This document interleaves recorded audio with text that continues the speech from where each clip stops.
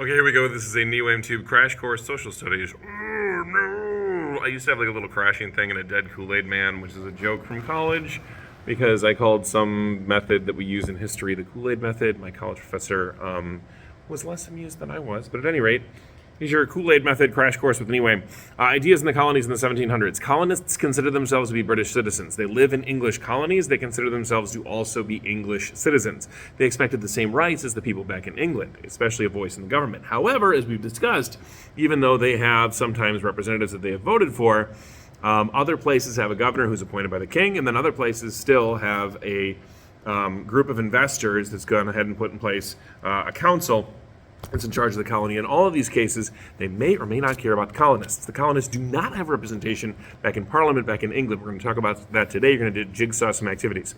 So they want to choose their own people to make laws and set taxes. Where do these ideas come from? Well, they come from a variety of sources that you guys are going to be taking a look at today.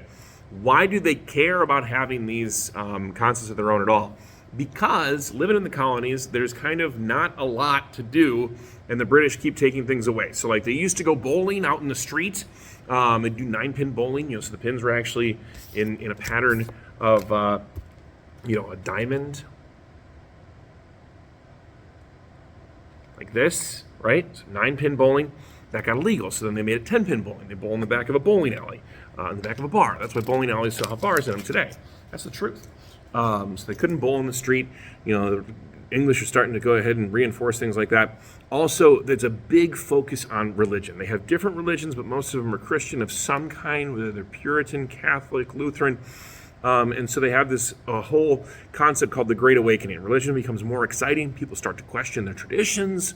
And then this enlightenment comes in. People start to go ahead and believe that maybe science has ideas of its own, and it's not just about religion. And so the people are starting to have their own ideas. They're saying, okay, we want to be represented in government. We want to be able to think for ourselves. We don't want to just do things the way that you tell us we have to do. And that's going to bring us to where you're going to jigsaw ideas today. That gives you a little crash course, a little background on where we're at as we get into the expansion of English rights in the colonies.